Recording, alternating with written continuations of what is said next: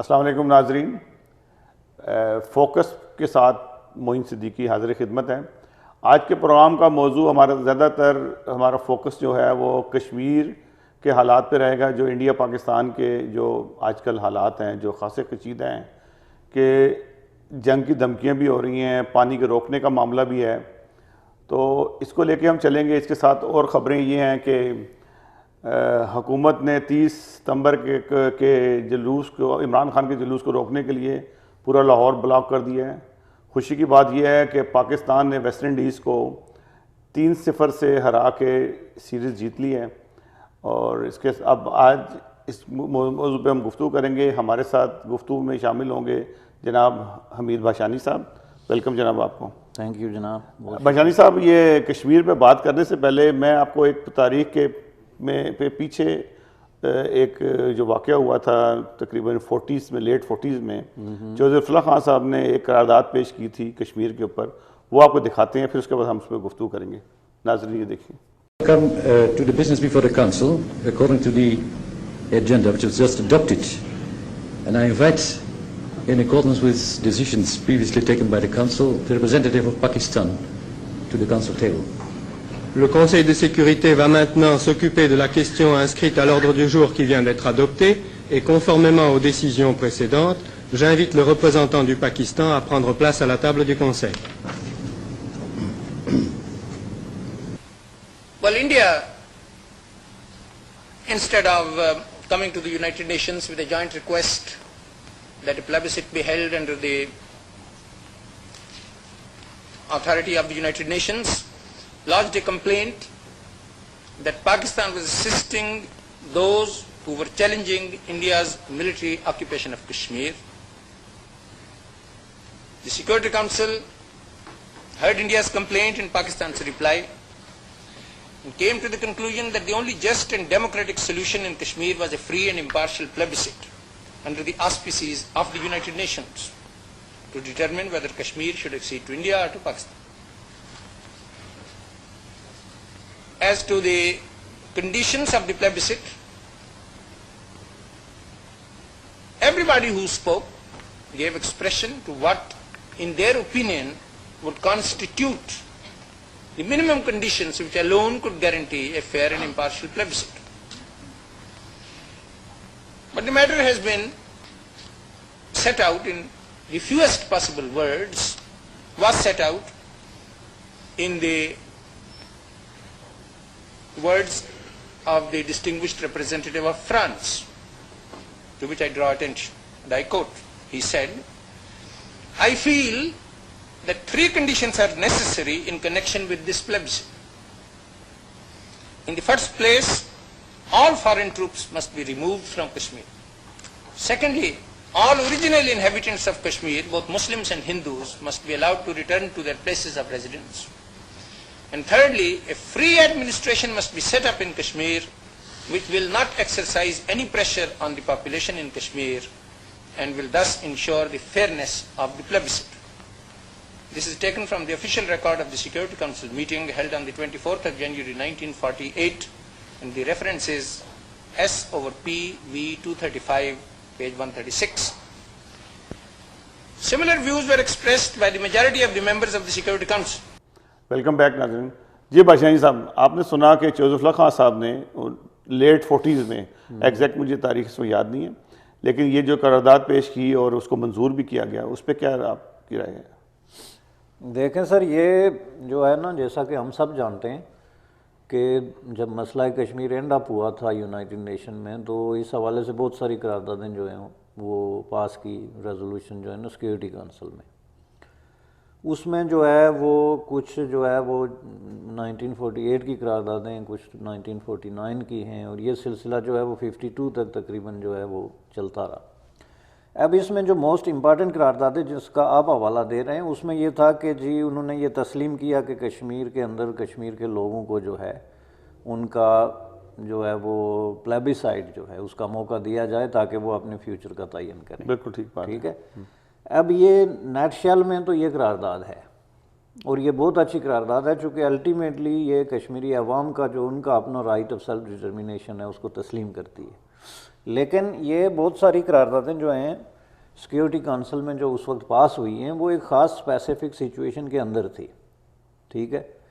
اس میں چونکہ جو مدعی جس کو آپ کہتے ہیں نا پلینٹف، وہ انڈیا تھا، پاکستان نہیں تھا. بالکل ٹھیک بات ہے. پہلی بات یہ ہے کہ اپلیکنٹ جو ہے وہ تھا انڈیا. جواہر لال نہرو جو ہے یہ مسئلہ لے کے گئے یونائٹڈ نیشن میں. ان کی اپلیکیشن یہ تھی کہ جی کشمیر کے اندر غیر قانونی طور پہ جو ہے وہ ٹرائبل اور پاکستان کی ریگولر فوجی داخل ہو گئے، جو اس کے الفاظ ہیں. لہٰذا ہم عالمی برادری سے یہ اپیل کرتے ہیں کہ ان کو یہاں سے نکالا جائے. یہ تھی درخواست، جیسے ہم ایک دعویٰ کرتے ہیں کسی کورٹ میں. ٹھیک ہے، دعویٰ انہوں نے پہلے کر دیا، یہ کیا انہوں نے. اور یہ انہوں نے کس لیے کیا، اس کی لمبی چوڑی بیک گراؤنڈ ہے. چونکہ نہرو جو ہیں وہ پالیٹیشین تھے تو وہ یہ سمجھتے تھے کہ اس طریقے سے چونکہ شیخ عبداللہ اور اس طرح، حالانکہ حقیقت اس کے برعکس نہیں ہے کہ قبضہ تو انڈیا نے کیا تھا. نہیں، اس کی طرف میں اسی طرف آ رہا ہوں. یہ نہیں، اس کے جواب میں انہوں نے یہ کہا کہ یہ چونکہ یہ لوگ داخل ہوئے تو اس لیے مہاراجہ ہری سنگھ نے جو ہے ہمیں خط لکھا کہ یہاں پہ لوگ داخل ہو گئے، آپ آ کے ہماری مدد کریں. جس کے نتیجے میں ہم 27 اکتوبر کو جو ہے 1947 کو وہ سری نگر ایئرپورٹ پہ اترے ہندوستان کے فوجی. تو نہرو کے کہنے کا مطلب یہ تھا کہ یہ چونکہ انہوں نے ابتدا انہوں نے کی، چونکہ اگر ٹرائبل داخل ہوئے، انہوں نے لوٹ مار قتل عام شروع کر دی تو جو ہے مہاراجہ کا اثر ختم ہو گیا. تو اس نے ہمیں جو ہے وہ پروٹیکشن کی درخواست دی، اس لیے ہم یہاں پہ کشمیری عوام کو پروٹیکٹ کرنے آئے ہیں.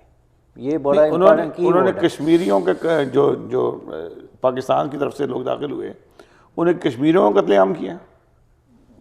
یس، کشمیر کے اندر جو ہندو تھے، خصوصاً پنڈت تھے، دوسرے جو لوگ تھے، ان کے خلاف انہوں نے ریزسٹ کیا ہوگا نا ان کو. نہیں، ریزسٹ نہیں کیا، حملہ کیا انہوں نے باقاعدہ، لوٹ گسوٹ، اس کی تو لمبی چوڑی تاریخ ہے. اچھا، لیکن جو بھی ہو، انہوں نے کچھ بھی نہ کیا ہو، لیکن نہرو صاحب کا سٹینڈ یہ تھا. اچھا، نہرو صاحب کا سٹینڈ یہ کہ یہ جو ٹرائبل داخل ہوئے یہ غیر قانونی ہیں، ان کے ساتھ جو پاکستان کے ریگولر داخل ہوئے یہ غیر قانونی ہیں. اور اس کے جواب میں مہاراجہ ہری سنگھ نے ہم سے درخواست کی کہ ہم آئیں، تو اس لیے ہم آئے تھے. اب یہ فائٹنگ جاری ہے، بعد میں پاکستان نے باقاعدہ اعلان کر دیا جنگ کا، تو ان کی ریگولر فوج بھی داخل ہو گئی جو 48 میں جنگ ہوئی ہے. تو اب آپ یہ جو ہے ان کو نکالیں، یہ تھی ان کی درخواست. اس پہ جب بحث ہوئی، اس میں جو بہت امپارٹنٹ نقطہ ہے جو ہم سب بھول جاتے ہیں اور جس کی وجہ سے یہ ساری مس انڈرسٹینڈنگ ہسٹوریکلی چل رہی ہے، نقطہ یہ تھا کہ دنیا اس پہ متفق ہوئی سیکیورٹی کونسل میں کہ جی یہ واقعی بات درست ہے، کشمیریوں کو اپنے مستقبل کا فیصلہ کرنے کی اجازت خود دی جائے. بالکل ٹھیک ہے. ٹھیک ہے. اب اس کا طریقہ کار یہ ہے، انہوں نے شرط یہ رکھی کہ اس کی پہلی شرط یہ ہے کہ سب سے پہلے پاکستان ان لوگوں کو یہاں سے نکالے. اس کے باقاعدہ سٹیپ بائی سٹیپ میں آپ کو بتاتا ہوں لفظ کیا ہے کہ پاکستان جو ہے وہ ٹرائبلز کو اور اپنے جو ریگولر یا ار ریگولر ملٹری مین ہیں ان کو کشمیر سے نکالے. انڈیا جو ہے وہاں پہ امن و امان کے قیام کے لیے اپنی کچھ فوجی رکھے، کچھ فوجی، چونکہ ظاہر سارے تو ریاست سے نہیں نکل سکتے نا، کچھ نے امن و امان بھی تو قائم کرنا تھا، تو وہ وہاں پہ رکھے. اور اس کے بعد وہاں پہ جب حالات نارمل ہو جائیں گے تو پھر ریفرینڈم کرا کے تو کشمیریوں سے پوچھا جائے کہ وہ انڈیا کے ساتھ جانا چاہتے ہیں یا پاکستان کے ساتھ. یہ تھی ان ساری قراردادوں کا نچوڑ، جس کا ایک بہت لمبا چوڑا ڈرامہ ہے اور اس میں کم از کم 200 بکس ہیں اور یونائٹڈ نیشن کے اندر ڈاکومنٹس کی بہت بڑی فائل ہے، دنیا بھر کی لائبریریز میں اور اخبارات میں ہے کہ یہ پھر پاکستان اور انڈیا نے آپس میں ایک دوسرے کو بلیم کرنا شروع کر دیا کہ جی ہم تو یہ قراردادیں مانتے ہیں، انڈیا نہیں مانتا. انڈیا نے کہا جی ہم تو یہ مانتے ہیں، پاکستان نہیں مانتا. کس طرح کہ انڈیا نے یہ کہا کہ پاکستان پہلے اپنی فوجیں نکالے تو پھر ہم اپنی فوجیں نکالیں گے، چونکہ یونائٹڈ نیشن کی جو قرارداد ہے اس کا مطلب یہ ہے.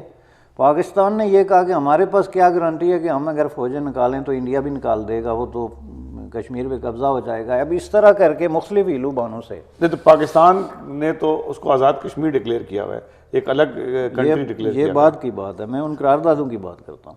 ٹھیک ہے، ٹھیک ہے جی. اب اس کے وجہ سے ان قراردادوں پہ عمل نہیں ہو سکا، یعنی مطلب ہے کوئی بھی آپ بلیم گیم، یہ اتنی لمبی سٹوری ہے کہ آپ آڈینس کے سامنے اس کو بھائی صاحب جو مجھے سمجھ آتی ہے بات کی کہ انڈیا نے کشمیر کو کہتے ہیں کہ اٹوٹ ٹانگ ہے، جبکہ قرارداد کے بالکل برعکس ہے. اس کے اندر بھی جو ابھی جو بحث ہوئی ہے اس میں جو ان کی جو یہ بھی ایک مغالطہ نمائندہ تھی، انہوں نے کہا کہ یہ ہمارا اٹوٹ ٹانگ ہے. وہ اسی کے طرف میں آتا ہوں. یہ بھی ایک مس انڈرسٹینڈنگ ہے. وہ کیوں کہ انڈیا نے 1960 تک کبھی یہ لفظ استعمال نہیں کیا کہ کشمیر ہمارا اٹوٹ ٹانگ ہے. 1960 تک انڈیا کا پرائم منسٹر تھا جواہر لال نہرو، جس نے کم از کم 30 سپیچیں کی جلسہ عام میں، ریڈیو پہ، پریس کانفرنسز میں، جس میں اس نے کھل کر یہ کہا کہ میں نے جو انٹرنیشنل کمیونٹی کو جو کمٹمنٹ دی ہے کہ کشمیری عوام کا رائٹ آف سیلف ڈٹرمنیشن جو ہے وہ خود ایکسرسائز کریں گے، میں اس پہ قائم ہوں اور اس سے میں قطعاً ہٹنے کے لیے تیار نہیں۔ جب تک نہرو زندہ رہا اس نے یہ بات کی، اس نے کبھی یہ نہیں کہا کہ یہ ہمارا ہٹوا ٹانگ ہے، یہ میں آپ کو صاف بتا دوں، یہ تو اس کے بعد کی کہانی ہے۔ ٹھیک ہے۔ اور خود نہرو صاحب نے جو ہے وہ اپنی وفات سے پہلے شیخ عبداللہ کو جیل سے نکال کے پاکستان بھیجا کہ آپ جا کے وہاں پہ جو ہے وہ بات کریں، کشمیر کے مسئلے کا حل ڈھونڈیں۔ ٹھیک ہے۔ انہوں نے کبھی یہ نہیں کہا کہ یہ ہمارا جو ہے وہ ہٹوا ٹانگ ہے، یہ تو اس کے بعد کی کہانی ہے ساری۔ اس لیے میں کہتا ہوں کہ یہ مس انڈرسٹینڈنگ ہے۔ انڈیا نے بعد میں شیخ محمد عبداللہ کو 1953 میں ٹاپل ڈاؤن کر کے اس کو جیل میں پھینک دیا، اور بخشی غلام محمد اور اس طرح کے دوسرے لوگوں پھر انڈیا کی طرف سے ہوئی نا کہ انڈیا نے 60 کے بعد اپنا جو ہے جو کہنا تھا کہ ہمارا، پہلے تو وہ کہتے کہ آزاد ہے، اس کو اپنا ملک اپنا حصہ بنا لیا، تو یہ انڈیا کی طرف سے زیادتی ہوئی۔ زیادتی کی بات میں نہیں کر رہا، میں تو ہسٹوریکل فیکٹس کی بات کر رہا ہوں کہ ہوا کیسے۔ جی ٹھیک ہے۔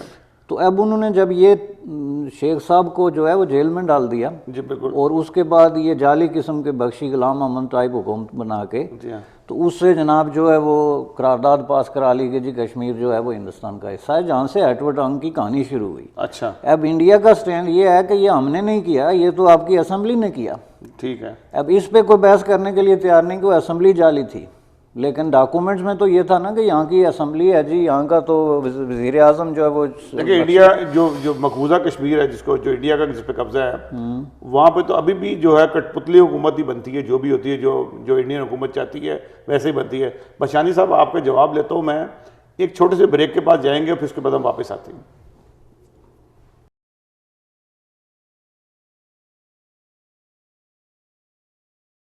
ویلکم بیک ناظرین۔ بشانی صاحب، بات تو یہ ہے کہ اب کشمیر کے صورتحال دیکھتے ہیں، اب پچھلے 1.5 مہینے سے کشمیر میں قتل و غارت مچ رہا ہے، لوگوں اب اس قسم کی وہ بلٹس مار رہے ہیں یا وہ گیس چھوڑتے ہیں کہ لوگ اندھے ہو جاتے ہیں، اور چھرے مارے لوگ چھنی ہو جاتے ہیں۔ وہاں پہ 100 سے زیادہ جو لوگ ہیں مارے گئے ہیں۔ کیا وہ ٹیررسٹ تھے جس طرح سے مارا جا رہا ہے؟ ایسا تو دشمن کنٹریز میں بھی جا کے حملہ کریں تو نہیں ہوتا جیسا کہ کشمیر میں آج ہو رہا ہے۔ آپ بتائیں اس پہ۔ دیکھیں، یہ جو کشمیر کا یہ چیپٹر ہے نا، حالیہ چیپٹر، جو جس کو اب 70 ڈیز یا 75 ڈیز کا چیپٹر کہتے ہیں، یہ جو ہے it is very very unfortunate. اس میں جو کچھ ہوا، جو سیکیورٹی فورسز نے وہاں پہ جو ہتھیار استعمال کیے، جس طریقے سے کیے، یہ سب جو ہے انتہائی قابل مذمت۔ بھائی صاحب، یہ پہلی دفعہ نہیں ہو رہا، یہ تو کچھ عرصے بعد ہوتا ہی ہے۔ نہیں، میں اس کو ایک ہی چیز نہیں سمجھتا، میں سمجھتا ہوں کہ یہ ٹوٹلی غلط اپروچ ہے جب ہم اس کو بس ایک چیز بلیک اینڈ وائٹ میں بنا کے پیش کر دیتے ہیں۔ کشمیر میں جتنی تحریکیں ہوتی رہی ہیں 1947 سے لے کے، ہر تحریک جو ہے اس کا رنگ اور اس کا اپنی شکل تھی، اس کے اپنے لیڈر تھے، اس کے اپنے مقاصد تھے، اس کو صرف ایک طریقے سے نہیں جوڑا جا سکتا۔ یہ جو 75 دن سے یا 80 دن سے جو کچھ کشمیر میں ہو رہا ہے، یہ بالکل ایک یونیک اور ڈیفرنٹ قسم کی چیز ہے، چونکہ اس میں جو لوگ سڑکوں پہ آئے ہوئے ہیں ان کے پاس کوئی ہتھیار نہیں ہے، یا وہ کوئی گنیں نہیں چلا رہے، یا وہ بندوقیں نہیں چلا رہے ہیں، وہ زیادہ سے زیادہ پتھر مار سکتے ہیں۔ بالکل، اس کے جواب میں ان کے اوپر جو پورا جو ہے ملٹری کی طرف سے یا پولیس کی طرف سے تشدد ہو رہا ہے، اس کو دنیا کی کوئی مہذب قوم جو ہے، اور خود انڈیا کے اندر جو بازمیر لوگ ہیں، وہ اس کی بھرپور مذمت کرتے ہیں۔ اس کی تو حمایت صرف وہ شخص کر سکتا ہے جو اس وقت اقتدار میں ہے کہ اپنے اقتدار کی خاطر حکمرانوں کو وہ کرنا پڑتا ہے، تو اس کا تو کوئی اس میں تو شک کی گنجائش ہی نہیں ہے۔ بھائی صاحب، میں آپ کو ایک ویڈیو دکھاتا ہوں۔ آج سشما سوراج نے جو پہلے ایک وہاں پہ اپنی تقریر کی تھی، پھر اس کے بعد ملیحہ لودھی نے اس کا جواب دیا، جو پاکستان پہ بے تحاشا الزامات لگائے اس کا جواب دیا۔ تو ہم ویڈیو دکھاتے ہیں، پھر اس کے بعد دوبارہ اپنی بحث کو جاری کریں گے۔ Thank you. I now give the floor to the representative of Pakistan. President, the Pakistan delegation is obliged to respond to the statement made by the Foreign Minister of India earlier today. Her statement is a litany of falsehoods about my country and a travesty of facts and history. It only reflects the deceit and hostility of her government towards Pakistan. We reject all the baseless allegations made in that statement. These allegations are designed principally to deflect global attention away from the brutalities being perpetrated by India's over 500,000 occupation force against innocent and unarmed Kashmiri children, women and men in Indian-occupied Jammu and Kashmir. Their call for freedom has been met with characteristic Indian brutality. During the last 2.5 months, over 100 innocent Kashmiris have been killed, hundreds blinded, and thousands injured by Indian bullets and pellets, including infants, children, women, and men. This is the worst form of state terrorism, a war crime that India has continued to perpetrate in the situation of foreign occupation in Jammu and Kashmir for the past many decades. Pakistan demands a full and impartial investigation of these Indian atrocities and massive human rights violations in Kashmir. We ask that India accept the investigation proposed by the UN High Commissioner for Human Rights and allow them unfettered access for that purpose. Mr. President, Jammu and Kashmir never was and never can be an integral part of India. It is disputed territory, the final status of which has yet to be determined in accordance with several resolutions of the UN Security Council. The right of the Kashmiri people to self-determination has been recognized and promised to them by UN Security Council and by India and Pakistan. For 70 years, India has prevented the Kashmiris through force and fraud from exercising this right and holding the UN-supervised plebiscite to enable the Kashmiris to determine their political destiny. The struggle of the Kashmiri people for self-determination is a legitimate struggle, and they have the right to receive moral and political support from the international community. Mr. President, the attack on the Indian Army base in Uri, particularly its timing, has all the hallmarks of an operation designed to divert attention from India's atrocities in occupied Jammu and Kashmir. The international community is well aware that several such incidents have been staged in the past to serve India's tactical and propaganda objectives. India is utilizing the Uri incident to blame Pakistan for the current Kashmiri uprising and divert attention from its brutal occupation. India's government is delusional if it believes that it can isolate any country. It is India itself which, because of its war crimes in Kashmir and elsewhere, and because of its war-mongering, is likely to be isolated in the international community. Mr. President, it is India that has long been a sponsor and practitioner of state terrorism. Over the course of the last half-century, India has sponsored and perpetrated terrorism and aggression against all its neighbors, creating terrorist groups, destabilizing and blockading neighbors to do its strategic bidding, and sponsoring subversion, sabotage, and terrorism in various parts of my country. The recently captured Indian spy and intelligence officer, Kulbhushan Yadav, has confessed to India's support to such terrorist and subversive activities, particularly in the province of Balochistan and the federally administered tribal areas. Indeed, it was Kulbhushan who was financing, arming, and supporting individuals and entities listed under the UN sanctions regime. India's policy of interference in Pakistan, especially its attempt to destabilize Balochistan, are now a matter of record. This is a blatant violation of the principles of the UN Charter.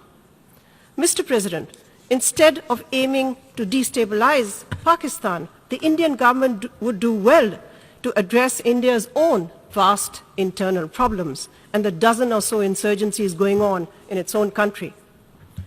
For the Indian foreign minister to claim that her country has imposed no preconditions for talks with Pakistan is yet another falsehood. It is India that suspended talks with Pakistan more than a year ago. It is India that has refused to resume them despite repeated offers from Pakistan and indeed advice from the international community. The latest offer of talks was made by the Prime Minister of Pakistan from the rostrum of this very General Assembly. But let us be clear, talks are no favor to Pakistan.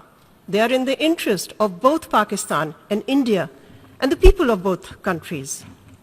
Let me reiterate that Pakistan is ready and willing for serious and result-oriented talks with India, especially to resolve the outstanding core dispute of Jammu and Kashmir, which is imperative for durable peace in our region.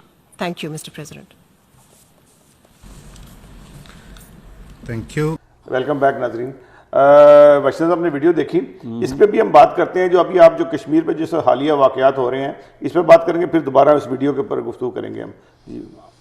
नहीं, उस पर मैं बात ये कर रहा था कि ये जो एक्ट है मिलिट्री का या पुलिस का, इसकी तो हर बंदे का मजम्मत करना फ़र्ज़ है। जी हाँ। यानी ये दुनिया के किसी मजहब मुल्क में, और इंडिया अपने आप को एक डेमोक्रेटिक कंट्री समझता है, समझता नहीं बल्कि है, और इंडिया में लोगों को आज़ादियाँ हासिल हैं कि वो जलसा करें, जुलूस निकालें, तहरीर व तकरीर की आज़ादी, असम्बली की आज़ादी। तो वही आज़ादी अगर इंडियन कॉन्स्टिट्यूशन में, की आज़ादी भी पाकिस्तान से ज़्यादा बेहतर है। हाँ, तो वहाँ अगर कोई उसको एक्सरसाइज कर रहा है तो उस पर गोली चलाने की कोई तुक नहीं बनती। तो मैं इसलिए रिपीटेडली कहता हूँ कि इस सारे इशू को जो है मिस हैंडल किया गया। लेकिन ये सारा इशू जो है ये कोई ब्लैक एंड वाइट नहीं है। इसमें मैं आपको बताता हूँ कि कुछ ऐसी चीज़ें हैं जो सीरियसली क्वेश्चनेबल है, कि यही जब आप चीज़ों को आपस में जोड़ के ना कह देते हैं बस एक ही चीज़ है। मसलन उसमें बहुत सारे फैक्टर्स हैं। उसमें एक फैक्टर ये भी है कि हमारे जो हुक्मरान तबकात हैं वो पाकिस्तान के हुक्मरान तबकात या पाकिस्तान का प्रेस, वो ये जो बुरहानुद्दीन है जिसकी जो है वो वानी, जिसकी वजह से ये सारी कहानी शुरू हुई, ये पूरा प्रोसेस जो है वो उसके सर डाल रहे हैं कि ये उसकी वजह से है। ठीक है। जिन लोगों को कश्मीर की इंटरनल पॉलिटिक्स का पता है उनको पता है कि this is a blunder. Pakistan अपनी तारीख का सबसे बड़ा ब्लंडर ऑफिशियली ये कह के कि ये बुरहान वानी जो है अजीम हुर्रियत पसंद है, ये कह के ये गलती कर रहा है। क्यों? अच्छा। इसलिए कि बुरहान वानी जो है वो ओपनली हिज़्बुल मुजाहिदीन जो है उसका कमांडर था। अच्छा। और हिज़्बुल मुजाहिदीन को जो है, आल दो कि ये कश्मीरी तंजीम है, लेकिन हिज़्बुल मुजाहिदीन को एक इस्लामिक फंडामेंटलिस्ट टेररिस्ट ऑर्गेनाइजेशन समझा जाता है। ठीक है। उसका जो लीडर है वो मुजफ्फराबाद में बैठा हुआ है, जो आज़ाद कश्मीर इस तरफ। ठीक है। और वो यहाँ पे जो मुत्तहिदा जहाद काउंसिल है उसका लीडर बना हुआ है। वो मुत्तहिदा जहाद काउंसिल जो है उसके साथ पाकिस्तान के सारे फंडामेंटलिस्ट जो है, इंक्लूडिंग हाफिज सईद, उसमें ये जमात इस्लामी, उसमें ये सारी जो है इस्लामिक फंडामेंटल्स फोर्सेस उसकी पुष्ट पे खड़ी हैं, लश्कर तैयबा वाले सारे। और इसमें कोई भी इसको खुफिया नहीं रखता, बल्कि ये ओपन सीक्रेट है। इसके बावजूद अगर नवाज शरीफ साहब या आपका प्राइम मिनिस्टर या कोई ये कहे कि जी बुरहान वानी जो है वो अजीम मुजाहिद है और हुर्रियत पसंद है, तो इसका मतलब ये है कि दुनिया फिर ये ठीक कर रही है कि आप कश्मीर के अंदर जो फंडामेंटलिस्ट टेररिस्ट फोर्सेस हैं उनकी हमायत कर रहे हैं। इसका क्या जवाब आएगा उनके पास? बिल्कुल ठीक बात है। बहुत देखें, वो तो डिक्लेयर हैं और वो कई जगहों पे वो पकड़े भी गए हैं वो लोग पर। लेकिन मुझे समझ नहीं आती है कि ये पाकिस्तान क्यों ऐसी हरकत करता है कि इन लोगों को शह दे रहा है कि इनको क्यों भेज रहा है वहाँ पे। देखें ना, जैसे सुषमा स्वराज ने ये कहा कि खुद शीशे घर में बैठ के और दूसरों में पत्थर मार रहे हो, तो ये बात भी ठीक है। इससे तो एक इख्तलाफ कभी भी ख़त्म नहीं होगा, और जो बच्चे हैं लोगों दोनों तरफ के ये मरते रहेंगे। बिल्कुल पाकिस्तान के इंडिया के भी, जैसे अभी उन्होंने कहा कि जी कि जंग का ख़तरा हो गया, और यहाँ पे भी लोगों ने पीस के प्रोग्राम यहाँ शुरू कर दिए। बहुत सारी तंजीमें एक्टिव हो जाती हैं इस काम के लिए, लोग चंदे इकट्ठे करने शुरू कर देते हैं दोनों तरफ से। तो ये मैं समझता हूँ कि ये तो लोगों को फूल बनाने वाली बात है। मैं इसी बात पे हम दोबारा बात करेंगे। सिर्फ एक वक्फे पे जाते हैं और फिर दोबारा हम इस बात पे टॉपिक पे दोबारा आते हैं।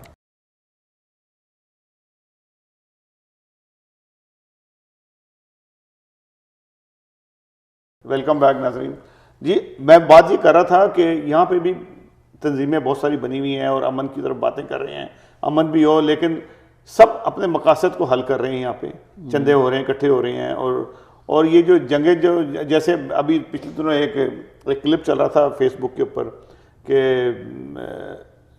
एक साहब ये कहते, एक कोई वाइस राय थे या कोई थे, वो कहते हैं कि हमारी भी कौम जो सी हमसे नाराज़ है, और दूसरे जो नवाब साहब को भी कह रहे थे नाराज़ है, तो हम क्यों ना एक जंग छेड़ लें 15 दिन की, और इससे हम एक दूसरे के ख़िलाफ़ ज़हर उगलेंगे, इस तरह से हमारी हुकूमत। मुझे ऐसा तो नहीं लगता कि ये जो हुकूमतें दोनों की, मोदी साहब की और नवाज शरीफ की, ये इसी को परवान चढ़ाने के लिए कर रही हैं। देखें जी, बात ये है कि हम तो ये कहते हैं कि कुछ जब कभी हुक्मरान तबकात जो हैं वो जंग की बात करते हैं, तो ये कभी भी कोई وزڈم والی بات نہیں ہوتی کہ جس کو کوئی اپریشیٹ کرے. جی یہ بنیادی طور پہ ایک جنون ہے اور ارریشنل قسم کی تھنکنگ ہے. حاصل کچھ نہیں ہوتا. اس کی وجہ یہ ہے کہ پورے تاریخی تجربے میں پوری دنیا نے نیشنز نے جنگوں میں حصے لیے ہیں. کوئی بہت ہی خال ایسی نیشن ہوگی جس نے جنگ نہیں کی. تو سب کو پتہ ہے کہ جنگ سے صرف تباہی، موت اور بربادی ہے. اس سے کوئی مسئلہ کبھی حل ہوتا نہیں، بلکہ اس سے کئی مسئلے جنم لیتے ہیں. بالکل. آپ کے جتنے مسئلے ہوتے ہیں وہ اور زیادہ اس میں جو ہے وہ گہرائی آتی ہے. اس لیے یہ کوئی بھی جب جنگ کی بات کرتا ہے، اور ہمیشہ تاریخ میں جنگیں جو ہیں وہ یا ان لوگوں نے کی جو جن کو اب توسیع پسندانہ یعنی ایکسپینشن اپنی کنٹریز کی یا دوسروں پہ فتح کر کے ان پہ قبضہ کرنے کی ان کی خواہش ہوتی تھی، یا پھر یہ ہے کہ وہ اپنی کمزوریاں چھپانے کے لیے، جیسا کہ آپ نے کہا کہ کئی دفعہ حکومتیں جو ہیں وہ جنگ میں اس لیے بھی چلی جاتی ہیں کہ اس سے پھر ان کا جو ہے وہ ووٹ بینک بڑھا لیتے ہیں. دیکھیں جی کہ ہم نے جنگ لڑنی ہے اور اس کے خلاف زہر اگلنا، وہ بڑا مزیدار کلپ ہے. ایگزیکٹلی. تو یہ پاسبل ہے اور پاکستان کی تاریخ میں اس طرح ہوتا رہا ہے. پاکستان انڈیا کی تاریخ میں 1965 کی جو جنگ تھی اس کے بارے میں بھی کئی لوگوں کی یہ رائے ہے کہ اس کے پیچھے جو ہے وہ ایک اسی طرح کا فیکٹر بھی تھا کہ یہ جو ہے وہ مایوس ہو چکے تھے اس وقت ذوالفقار علی بھٹو اور اس طرح کے جو لوگ چلتے تھے. تو ان کا خیال یہ تھا کہ ہم اگر کشمیر لے لیتے ہیں تو ہماری جناب جو ہے وہ پاپولیرٹی جو بڑھ جائے گا. جی ہاں. تو اس طرح جو ہے یہ کوئی نیا، اور میں اسی بات پہ آؤں گا کہ کشمیر لینے کی کوشش انہوں نے کی کبھی نہیں. اگر تو یہ جیسے 65 کے اندر جیسے جنرل اختر حسین ملک کو یہ نہ روکتے تو کشمیر کے نزدیک کو پہنچ گئے تھے، اس کو روکا گیا. اس کا مطلب کہ یہ سازش تھی، اندر سے یہ ملے ہوئے تھے کہ ہم نے جنگ ایک حد تک ہی کرنی ہے اور تاکہ دونوں حکومتوں کی جو سی ہے وہ پاپولیرٹی برقرار رہے اور دونوں جو سے ہیں وہ آئندہ حکومتیں کرتے رہیں. دیکھیں سر، ہوتا یہ ہے کہ جو آپ کے جو ملیٹری ایکشن ہوتے ہیں نا، یہ ضروری نہیں کہ آپ کی پلاننگ کے مطابق ہی اس کا رزلٹ نکلے. یہ پاکستان کی تاریخ کا بڑا ٹریجک باب ہے اور اس پہ بہت زیادہ لے دے ہوئی ہے کہ ہر جنگ میں ایک سیکرٹ اور اسرار کا پردہ آپ جس کو جو ہے نا وہ کہتے ہیں. یعنی 1947-48 کی جنگ میں بھی کچھ لوگ جیسے ابھی آپ نے کہا ایگزیکٹلی یہی کہتے ہیں کہ جنرل اکبر جو تھا وہ سری نگر کے قریب پہنچ گیا تھا تو انہوں نے اس کو واپس بلایا. بعد میں اس نے جو 1950s میں بغاوت کی، فوجی بغاوت جس کو اب راولپنڈی سازش کیس کہتے ہیں، اس کی وجہ یہی تھی کہ اس کے دل میں یہ ناراضگی تھی کہ ان لوگوں نے اس وقت جو ہے میں نے کشمیر فتح کر لیا تھا تو انہوں نے مجھے واپس بلا لیا تھا. 65 کی جنگ میں لوگ یہ کہتے ہیں کہ آپریشن جبرالٹر اگست میں 20,000 آدمی انہوں نے داخل کیا ہوا تھا کشمیر میں. اور جب یہ صورتحال جو ہے وہ پیدا ہو گئی کہ انڈیا جو ہے وہ سیالکوٹ اور لاہور کی طرف بڑھنا شروع ہو گیا تو انہوں نے ان لوگوں کو کہا کہ بھائی ہم آپ کی کوئی مدد نہیں کر سکتے، آپ وہاں سے نکلو. تو انہوں نے کہا کہ ہم نکل ہی نہیں سکتے چونکہ ایگزٹ کے سارے راستے جو ہیں اس پہ انڈیا نے اپنی فوج جو ہے وہ تعینات کر دی. تو دوسرے الفاظ میں انہوں نے اپنا 20,000 آدمی جو ہے وہ ڈچ کر دیا تھا اس وقت 1965 کی وار میں جو ہے وہ کشمیر کے اندر. اس طرح 1971 کی وار میں ایگزیکٹ یہی سچویشن، آپ کے کتنے کہانی نویس ہیں جو رائٹرز ہیں وہ یہی بات کہتے ہیں کہ جو ہے انہوں نے کس طرح کا سلوک کیا وہاں پہ اپنی پاپولیشن کے ساتھ. کہیں جنرل جو انہوں نے ہتھیار پھینکے اور کہیں ہتھیاروں سمیت جو ہے وہ بھاگ کے برما سے نکلے اور کہیں جا کے کہیں سے نکلے اور جو عام لوگ تھے وہ پکڑ کے وہاں پہ یا تو قید ہی ہو گئے یا مار دیے گئے. تو یہ آپ نے جو ہے لیٹسٹ جو کارگل میں کیا، اس میں آپ دیکھیں کہ آپ نے اپنے لوگوں کو بے یار و مددگار چھوڑ دیا، بلکہ ان کی لاشیں وصول کرنے سے آپ نے انکار کر دیا کہ یہ ہمارے ہیں ہی نہیں جی، لاشیں کدھر بھیج رہے ہیں. انڈیا اٹھا کے ان کی لاشیں آپ کو دے رہا ہے، آپ اس کو واپس دھکیل رہے ہیں کہ یہ ہمارے بندے ہی نہیں. تو لیکن یہ آپ صرف پاکستان پہ نہیں ڈال سکتے نا بھائی صاحب، یہ تو دونوں طرف سے ایسے ہو رہے ہیں. میں ڈچ کرنے کی ہسٹری بتا رہا ہوں کہ اپنے لوگوں کو وار کے اندر لے جا کے ڈچ کرنے کا، یہ میں آپ نے وہ تو اتفاقیہ واقعہ بھی ہو سکتا ہے. اتفاقیہ واقعہ 4 دفعے کیسے ہو سکتا ہے؟ 65 میں تو 4 جنگیں آپ نے لڑی، تو ایسا نہیں ہوتا. چاروں جنگوں میں آپ نے اپنے لوگ ڈچ کیے اور آخر وقت میں چھوڑ کے اب ان کو بھاگ گئے. آپ کہتے ہیں اتفاق ہے، یہ اتفاق کیسے ہو سکتا ہے؟ یہ تو میں پہلی دفعہ سن رہا ہوں کہ 20,000 لوگ پلاننگ ہے. دیکھیں بات یہ ہے کہ یہ جرنلوں کے مس ایڈونچر تھے، مس کیلکولیشنز تھی اور بہت زیادہ جو ہے وہ جو ہوتی ہے نا آپ کی وشفل تھنکنگ کہ ہم یہ کر دیں گے. بھائی ایسے نہیں ہوتا. آپ کسی ملک پہ حملہ کرتے ہیں تو آگے بھی تو فوجی کھڑے ہیں، اب وہ بھی تو کچھ لڑیں گے. آپ یہی سوچیں کہ بس جی ہمارے فوجی گئے تو وہ ہتھیار اٹھا کے بھاگ جائیں گے، ایسا نہیں ہوتا. It's not possible. یہ ارریشنل تھنکنگ ہے. اسی لیے میں کہتا ہوں کہ یہ ایسے ایکٹ کرتے رہے اور پھر ڈیمیج کنٹرول کرنے کے لیے ان کے پاس کوئی راستہ نہیں. میں تو یہ سمجھتا ہوں کہ یہ دونوں ملکوں کی ملی بھگت سے جنگ ہوتی ہے, اور جنگ ان کو پتہ ہے کہ 10-15 دن سے زیادہ ہم نے کرنی نہیں ہے. اب دیکھیں 15 اور 17 دن سے زیادہ کا ٹائم نہیں رہا, اس کے پاس جنگ بندی ہو جاتی ہے. یہ بات آپ کی بالکل صحیح ہے, لیکن یہ جو 4 جنگیں میں نے ذکر کیا نا جی, یہ ملی بھگت سے نہیں ہوئی تھی, کیونکہ یہ سیریس جنگیں تھیں, اور اس میں جو ہے وہ باقاعدہ جو ہے وہ پروف موجود ہیں کہ اس میں ایسی بات. تو کون سی ملی بھگت سے جنگ ہوئی پھر؟ نہیں, ملکوں کے درمیان ایسی جنگیں ہوتی ہیں, لیکن پاکستان انڈیا کے درمیان اس طرح. مجھے یہ بتائیں, اگر اب یہ جنگ ہوتی ہے, نواز شریف صاحب کا سارا کاروبار جن سے, وہ بھی کشمیری ہیں ویسے, سارا کاروبار انہوں نے انڈیا میں کروا رہے ہیں, اپنا فنڈ پیسہ مان کر دیا, اور مودی صاحب کے وہ بہت اچھے قریبی دوست ہیں. تو جنگ کیوں ہوگی ان کے پاکستان کی؟ دونوں ایک دوسرے کو دھمکی دے رہے ہیں. مودی صاحب نے یہ بھی کہا کہ ہم پانی روک دیں گے, سندھ طاس کا جو معاہدہ ہے 1956 کا, وہ بھی ہم کینسل کریں. وہ تو شکر ہے کہ انڈیا میں عدلیہ ابھی بھی آزاد ہے, جس نے اس کو ریجیکٹ کر دیا. لیکن دیکھیں, اس میں آپ کو یہ کہتا ہوں کہ یہ نواز شریف صاحب پہ بہت ہی بےہودہ قسم کا الزام ہے کہ ان کی جو ہے وہ چونکہ انڈیا میں بزنس ہے, اس لیے وہ انڈیا کے خلاف جنگ نہیں کر سکتے. اٹ ڈزنٹ میک سینس, چونکہ وہ پرائم منسٹر آف پاکستان ہے. ٹھیک ہے, اب یہ جو کچھ, اور ان کے دل میں جنگ کرنے کی کوئی خواہش نہیں ہے, اور نہ ہی ان کی پالیسی جنگ ہے, ان کی پالیسی امن ہے. لیکن اس وقت وہ جو کچھ کر رہے ہیں یہ ان کے اختیار میں نہیں ہے. اس وقت جو کچھ بھی ہو رہا ہے اس کے پیچھے آپ کی جو جنگ باز قوتیں ہیں ان کا ایجنڈا چل رہا ہے. ان کی تقریریں جو نام لینا, کون سی قوتیں ہیں؟ جنگ اور باز قوتیں کون سی ہوتی ہیں؟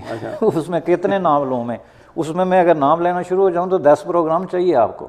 اس میں آپ کی پوری اسٹیبلشمنٹ جو ہے, سول اور ملٹری اسٹیبلشمنٹ, یہ سارے حاکش قسم کی آپ کی جو وزارت خارجہ ہے. نواز شریف صاحب صرف پیسہ بنانے کے لیے وزیر اعظم بنے ہیں؟ It has nothing to do with پیسہ بنانا. I don't think so. میں یہ سمجھتا ہوں کہ ان کو دیوار سے لگا دیا گیا. یہ تقریر ان سے زبردستی کرائی گئی, ان کے پاس سارے اختیارات ہیں, وزیر اعظم. یہ تقریر ان سے زبردستی کرائی گئی ہے یونائٹڈ نیشن میں, چونکہ ان کی جو ہے وہ باڈی لینگویج جو ہے وہ اس کے ساتھ میل نہیں کھاتی تھی. جیسے ایک پتلا جو ہے نا, وہ کھڑا کر کے آپ اس کو کوئی پڑھانا شروع, پیچھے سے کمر سے ان کو پکڑا ہوا بھی تھا ایسے کر کے, جیسے اسٹوپڈ تقریر کی لگتا تو ایسا ہی ہے. لے چکے, وہ اس کی باڈی لینگویج اس کا ساتھ نہیں دے رہی تھی. تو اس لیے میں یہ کہتا ہوں کہ پاکستان کے اندر پہلے تو آپ نے یہ طے کرنا ہے کہ آپ لوگ ایک پیج پہ ہیں کہ نہیں. یعنی آپ کی اگر وزارت خارجہ کچھ اور نعرہ لگا رہی ہے, وزارت دفاع کا کوئی ایجنڈا ہے, ان کا الگ ہے, تو یہ کیسے ہوگا؟ اور اس میں اب ظاہر ہے کہ نواز شریف صاحب کو بلیم نہیں. بھجانی صاحب ایک وقفے پہ جاتے ہیں, اور وقفے کے بعد واپس آئیں گے تو ملیحہ لودھی نے جو آج خطاب کیا ہے اس کے اوپر گفتگو کریں گے.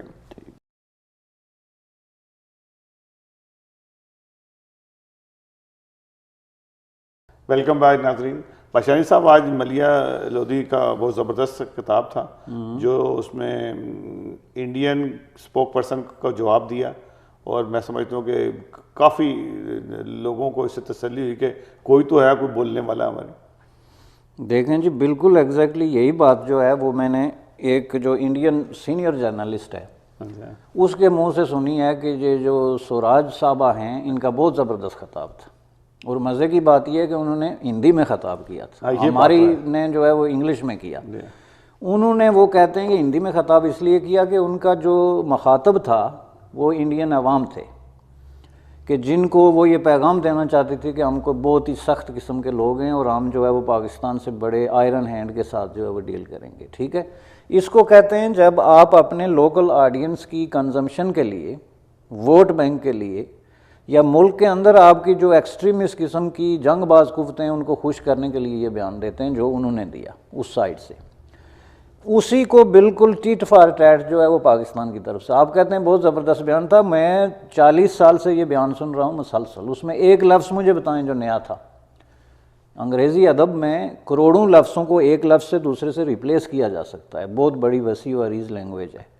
ان سے اتنا نہیں ہو سکتا, بات یہ ہے کہ وزیر اعظم سے اتنا نہیں ہو سکتا کہ بھائی اس لفظ کو ذرا دوسرے سے انڈیا کی دوستی کی خاطر وزیر اعظم نے پاکستان کے ان واقعات پہ ذکر نہیں کیا جو انڈیا ظلم کر رہا ہے, وہ آج ملیحہ لودھی نے کی ہے. یہ بھی تو بات ہے نا دیکھنے والی. یہ آپ نے بہت پوائنٹ کی بات کی.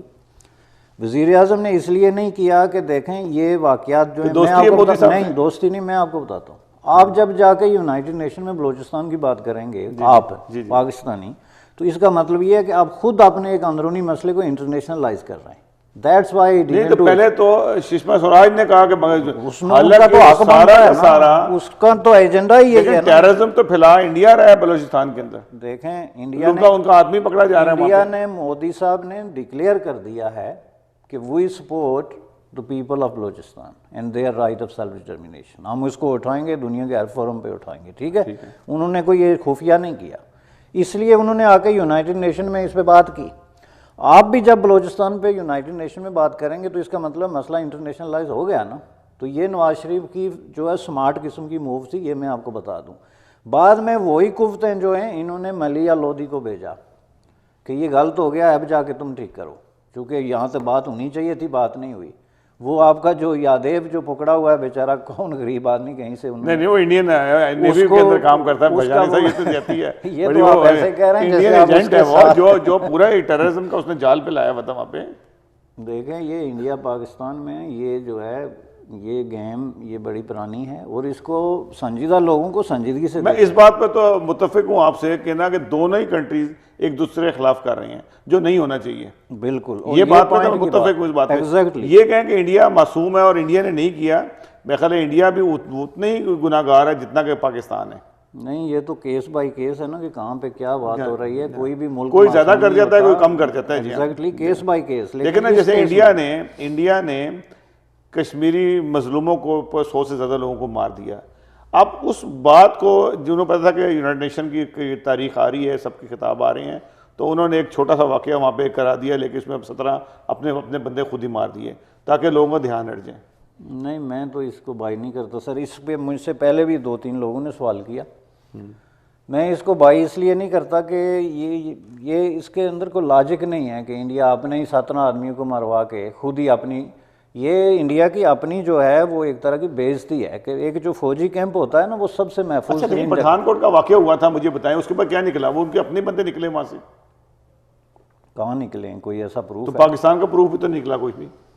دیکھیں یہ اس طرح تو پھر دنیا میں آپ مطلب کچھ کہتے جائیں دوسرے اس کی تردید کرتے رہیں تو وہ فار ایور چلتا رہتا ہے، اور یہاں تک کہ جھوٹ بھی کبھی کبھی سچ بن کے سامنے آتا ہے. لیکن تھوڑی سی ایک چیز ہوتی ہے جس کو ہم لاجک کہتے ہیں.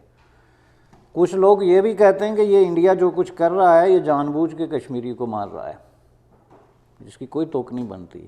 کوئی سیانہ آدمی جو میٹرک بھی جس نے کیا ہوا ہے اس کو پتہ ہے کہ یہ انڈیا کے انٹرسٹ میں نہیں ہے کہ کشمیریوں پہ گولیاں چلائے.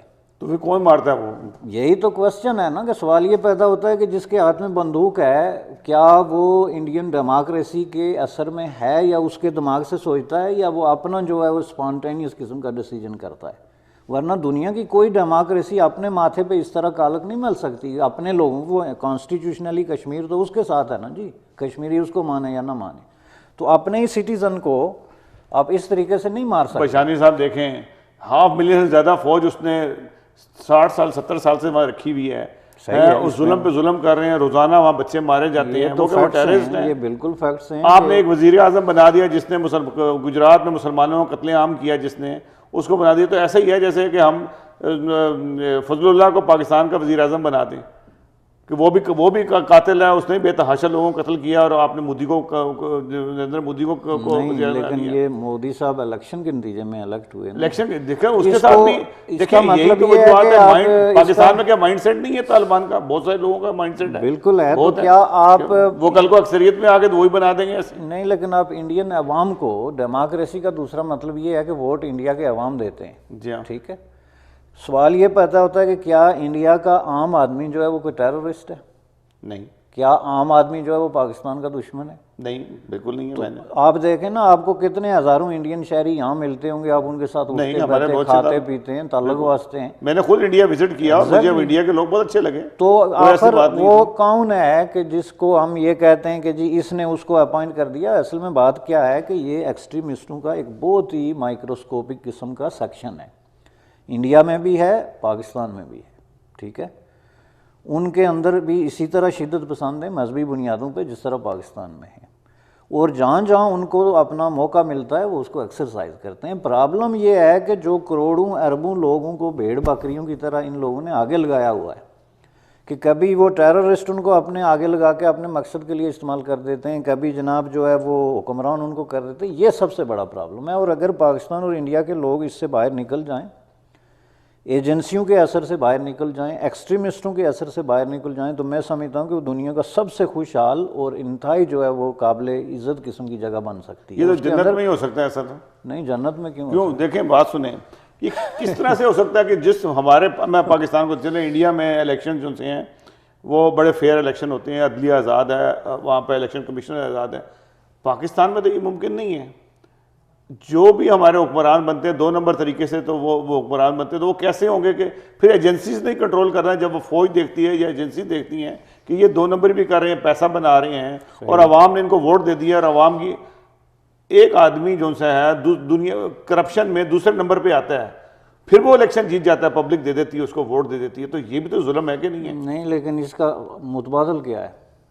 نہیں, متبادل کیا ہے تو لوگ ایسے آدمی کو نہ ووٹ دیں جو کرپٹ نہیں اس کو ووٹ دیں. وہ تبھی ہوگا جب آپ کے ملک میں 4-5 الیکشن ہوں گے یا کے بعد دیکھ تو لوگ سمجھیں گے کہ بھائی ہم نے غلطیاں کی ہیں, اس کو نہیں تو الیکشن تو ہو رہے ہیں, لگاتار ہو رہے ہیں, اسی لیے فرق پڑ رہا ہے. الیکشن جو ہوتے جائیں گے فرق پڑتا جائے گا. آپ 3-4 الیکشن میں جا کے ہر چیز جو ریکٹیفائی ہو جائے گی. دیر از نو الٹرنیٹیو ٹو ڈیموکریسی, نہ انڈیا میں نہ پاکستان میں. مطلب آپ کو ہوپ ہے کہ یہ ٹھیک ہو جائے گا ایک دن؟